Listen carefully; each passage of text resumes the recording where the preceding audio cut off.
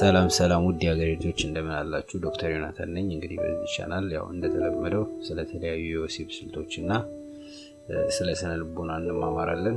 እንግዲህ በዛሬው ፕሮግራም በማስታወቂያው ላይ እንዳያችሁት ወንዶች እጅግ በጣም ሴንሲቲቭ የሆኑ የሴት ልጅ አካሎችን እነግራችኋለሁ። ማለት ከተለመደው ውጪ ብዙዎቻችን ልንገምታቸው የማንችላቸው እጅግ በጣም ምርጥና የሴት ልጅ ስሜት ሊጨምሩ የሚችሉ በጣም አሪፍ ቦታዎችን እነግራችኋለሁ።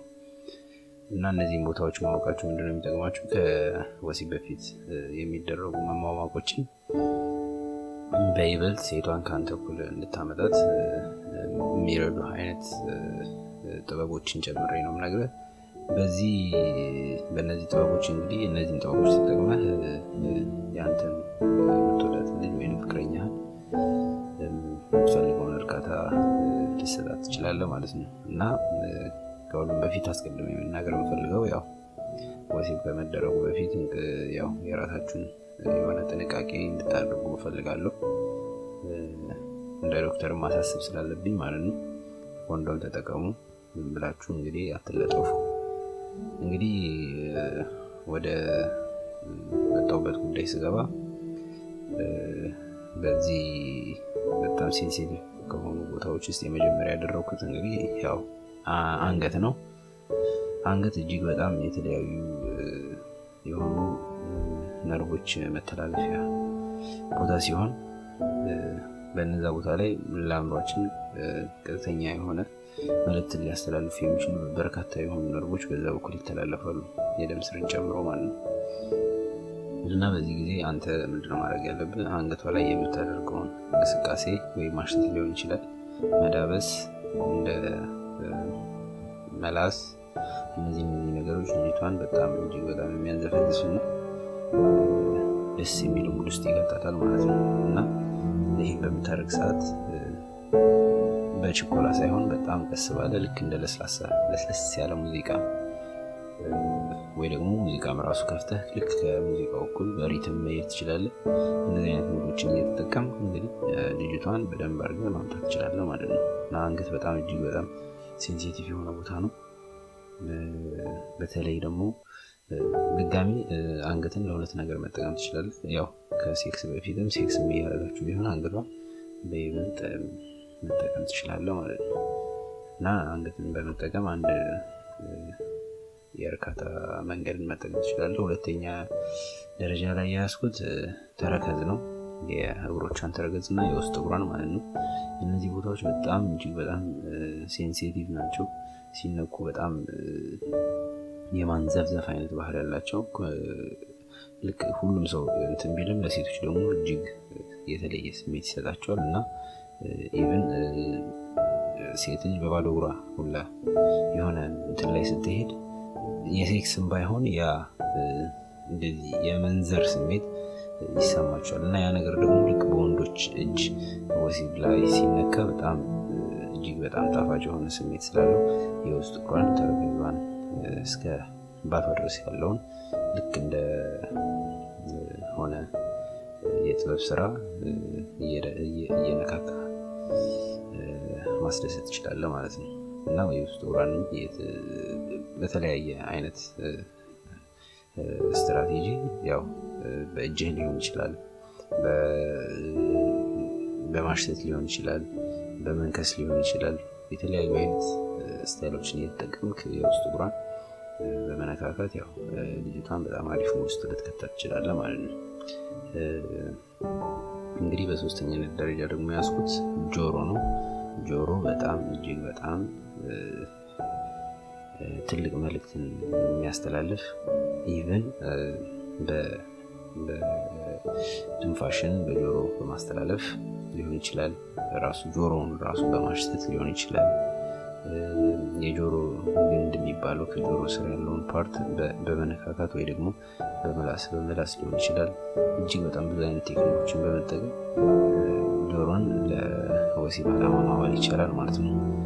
በተለይ ደግሞ እኔ በተለይ የምመክረው ቃላትን ጨምረህ በቀዝቀዝ ባለ ያው ስሎ በሆነ ማለት ነው ድምጽ የሆነ እንደምትወዳት እንደምታፈቅራት ብትነግራት በጆሮ በኩል በጣም ብዙ ነገር ማስተላለፍ ትችላለህ ማለት ነው። እና ያ በድምጽ የገባው መልእክት አእምሮዋ ላይ ትልቅ ነገር ስለሚፈጥር ያችን ልጅ ቶሎ ብሎ ወደ ስሜት ያመጣታል ማለት ነው። እና ጆሮን በተለይ በጣም ለወንዶች በጣም እመክራለሁ። ጆሮ ላይ በደንብ ብትሰሩ የበለጠ ልጅቷን ልታረጓት ትችላላችሁ ማለት ነው። እና ማለት መጣደፍ አያስፈልግም። ያው ቀስ ብለህ በጣም የሆነ በጣም ለስለስ ባለ ሁኔታ መጣደፍ የሌለበት ቀስ እያልክ በተለይ ማሽተት እያሸተትክ በምላስህ የጆሮዋን የውስጠኛውን ክፍል በመነካካት ኢቭን ጆሮዋ ላይ ማስቲካ በማኘክ ሊሆን ይችላል። የሆነ አላህ ቀስ ብለህ በመናገር ሊሆን ይችላል። ራሱ ጆሮዋ ላይ ተጠግተህ በመተንፈስ ሊሆን ይችላል። እንደዚህ አይነት ነገሮችን በመጠቀም ጆሮዋን በደንብ እንትን ማለት ትችላለህ ማለት ነው። በጆሮዋ በኩል የወሲብ ፍላጎትህን ማስፈጸም ትችላለህ ማለት ነው። እንግዲህ በአራተኛ ደረጃ የያዝነው ያው የተለመደ ሊሆን ይችላል፣ ያው ጡት ነው። ጡትን ግን አብዛኞቻችን እንዴት አድርገን መጠቀም እንዳለብን አናውቅም። ይህ ማለት እንግዲህ ጡት እንደየሴቷ በእርግጥ ይለያያል። አንዳንዶቹ ጫፉ ላይ ሁሉም በሚባል ደረጃ ጫፉ ላይ ደስ ሊላቸው ይችላል። ግን በይበልጥ የጡትን የግራ ክፍል ከብብቷ አጠገብ ባለው ጀምረህ ወደ ሆዷ በሚወርደው በኩል ስትነካው ደስ የሚላቸው ሴቶች በጣም ብዛት አሉ። እንደዛ መጠቀም ትችላለህ ጡትን። ሁለተኛ ደግሞ ጡትን ሊክ የምንለው የጡትን ጫፍ ልክ እንደ ሕፃን ልጅ በመጥባት ሊሆን ይችላል። በምላስህ የምላስህ የላይኛው ሳይሆን የውስጠኛው በውስጠኛው ክፍል ምላስህን እያስደነስክ የጡቷ ጫፍ ላይ እንደዛ አድርገህ ስሜቷን ማምጣት ትችላለህ። በጣም የተለያዩ መንገዶች አሉ ለመጠቀም። ሌላው በእጅህ ከፍተኛ እንደዚህ ጫና ሳትፈጥር ማለት ነው። ምክንያቱም በጣም ከተጫንከው በጣም ከጨመቀው ህመም ሊያመጣ ስለሚችል፣ ያ ደግሞ ከስሜት ሴቶችን ሊያወጣ ስለሚችል የመደንበር አይነት አዝማሚያ ሊታይባቸው ስለሚችል ቀስ ብለህ እንትን በማለት ማለት ነው ረጋ ባለ ሁኔታ ጡቶቿን በደንብ አድርገህ ለወሲብ ዓላማ መጠቀም ትችላለህ ማለት ነው። ሌላው ከንፈር ነው። ከንፈር እጅግ በጣም አሪፍ ነገሮች ይደረጋሉ በከንፈር። እንደ መሳም ሊሆን ይችላል፣ ቀስ ብለህ አፍ ለአፍ ማውራት ሊሆን ይችላል፣ ማስቲካ መቀባበል ሊሆን ይችላል። እነዚህ ነገሮች ይደረጋሉ። ከዛ ባለፈ ግን ከንፈርን በእጅ በመነካካት ራሱ በጣም በተለይ በመጀመሪያ ሴክስ ከመጀመራችሁ በፊት የሚደረገው መሟሟቅ ላይ ከንፈርን በጣም ብትጠቀም አሪፍ ነው። ምክንያቱም ከንፈር ከሌላው አካል ያው እንደ መክፈቻ ብለው ቁልፍ። ምክንያቱም ሁሉን ነገር ከማድረግ በፊት ያው በመሳም ነው። መሳምም አለ። ከመሳም ደግሞ በፊት የከንፈሮቿን የላይኛውን ክፍል በጣቶች በመዳሰስ ልጅቷን ወደ ወሲብ ፍላጎት እንድታመራ ማድረግ ትችላለህ ማለት ነው። ኢቨን ሴክስ ማድረጋችሁ ቢሆን ከንፈሯን መነካካት፣ የታችኛውን ከንፈር በእጅህ ጣቶች ትንሽ ጎተት በማድረግ ስትስመው እንደዛው በጥርሶች ነከስ አድርገህ የታችኛውን የከንፈሯን ክፍል በመሳብ የተለያዩ አይነት የወሲብ እንትኖችን ማምጣት ትችላለህ ማለት ነው ለሴቷ። ስለዚህ ከንፈርንም እንደዚሁ መጠቀም ትችላለህ። ሌላው ያው ዋናውና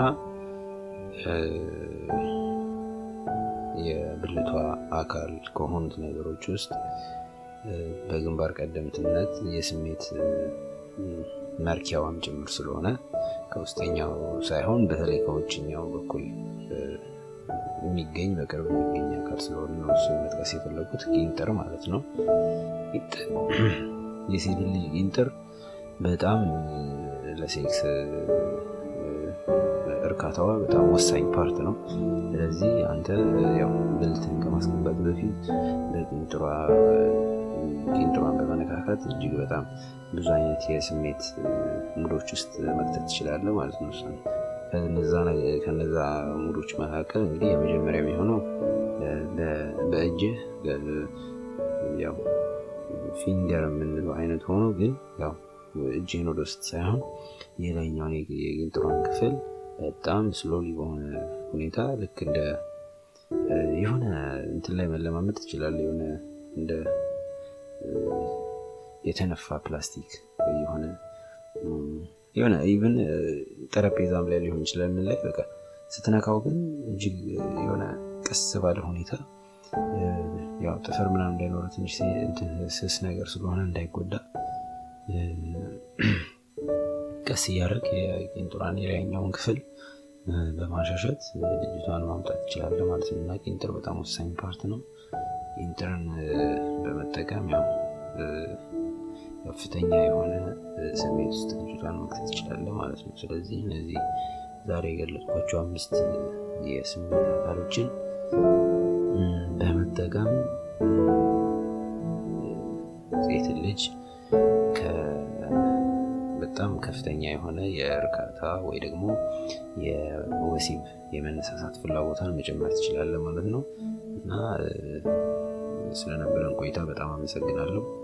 ለዚህ ቻናል አዲስ የሆናችሁ እንግዲህ ያው ላይክ፣ ሰብስክራይብ፣ ኮሜንት ማድረጋችሁን እንዳትረሱ። ስለነበረን ቆይታ በጣም አመሰግናለሁ።